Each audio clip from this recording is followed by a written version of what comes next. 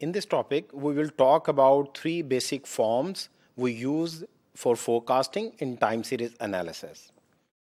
As we know that forecasting is the primary objective in time series analysis. So having that observations which we consider for statistical learning, so having these an observation with us, so we want to make forecast for the future time points.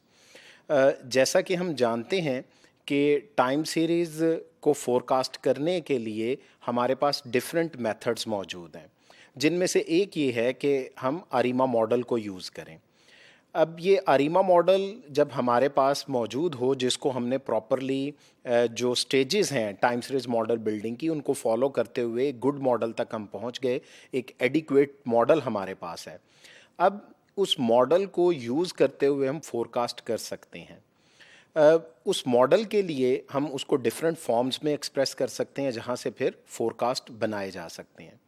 For example, हम कोई L points ahead future को forecast करना चाह रहे हैं, तो हमें एक फोरकास्ट ओरिजिन स्पेसिफाई करना होगा, जो कि किसी भी ऑब्जर्व टाइम पॉइंट में से हो सकता है। अगर 1 से n तक हमारे पास ऑब्जर्वेशन मौजूद हैं, तो हम ओरिजिन जो है वो 1 से n तक किसी भी टाइम पॉइंट को ले लेते हैं और वहाँ से हम एल स्टेप अहेड फ्यूचर को फोरकास्ट करते हैं। अगरचे ओरिजिन को चेंज करने से लीड टाइम के अंदर उसके अकॉर्डिंगली चेंज आ जाएगी। और हम जानते हैं कि कन्वेंशनली जो मोस्ट रिसेंट टाइम पॉइंट है उसको as a forecast origin choose किया जाता है। अब हम ये जानते हैं कि टेक्निकली हमारे पास जो फोरकास्ट है वो एक तरह से कंडीशनल एक्सपेक्टेशन है हमारी उस फ्यूचर ऑब्जर्वेशंस की, क्योंकि हमारा जो स्टोकास्टिक प्रोसेस है जो कि टाइम सीरीज ऑब्जर्वेशंस को जनरेट कर रहा है, तो फ्यूचर में उसने जो ऑब्जर्वेशन जनरेट करनी है that is sort of a random realisation. तो जो फ्यूचर ऑब्जर्वेशन है उसको हम T+L सबस्क्रिप्ट से शो कर रहे हैं, that is observation of variable y at time point T+L which is some future time.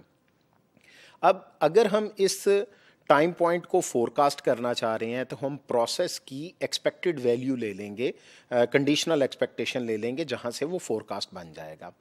ये बात हमारे जहन में रहनी चाहिए कि हमने ये अस्यूम किया हुआ है कि हमारा जो प्रोसेस है वो एक स्टेशनरी प्रोसेस है, और जैसा कि हम जानते हैं कि स्टेटिस्टिक्स में आमतौर पे हम जिस भी कोई एस्टिमेशन टेक्निक में या कोई एक रिप्रेजेंटेटिव वैल्यू को लेने के लिए हम आमतौर पे डेटा के जो मीन है उसको एक रिप्रेजेंटेटिव वैल्यू के तौर पे लेते हैं। इसी तरह से अगर हमारे प्रोसेस का मीन स्टेबल है तो हम ये देखते हैं कि अगर उसकी एक फ्यूचर टाइम पॉइंट पे एक्सपेक्टेशन ली जाए तो उस conditional expectation having the observe data with us, वो जो कंडीशनल एक्सपेक्टेशन है वो हमें एक मीन लेवल प्रोवाइड कर देगी at that future time point, क्योंकि हम ये कहते हैं कि स्टोकास्टिक प्रोसेस हर टाइम पॉइंट पे सेवरल ऑब्जर्वेशंस जनरेट कर सकता है।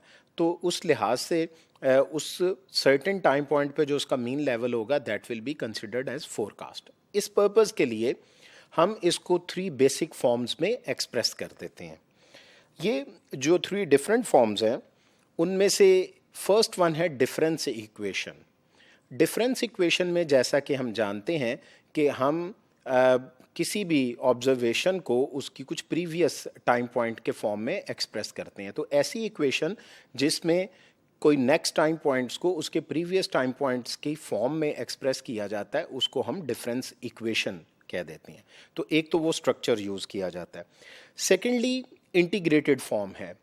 इंटीग्रेटेड फॉर्म में हम मॉडल के लिए एक उसको एक्सप्रेस करते हैं in terms of purely random process, जिससे हम ये समझते हैं क्योंकि प्योरली रैंडम प्रोसेस की प्रॉपर्टीज़ नोन होती हैं, इस वजह से इस इंटीग्रेटेड फॉर्म में वो प्योरली रैंडम प्रोसेस की टर्म्स की वजह से उसको मैथमेटिकली और एनालिटिकली सॉल्व करना हमारे लिए आसान हो जाता है।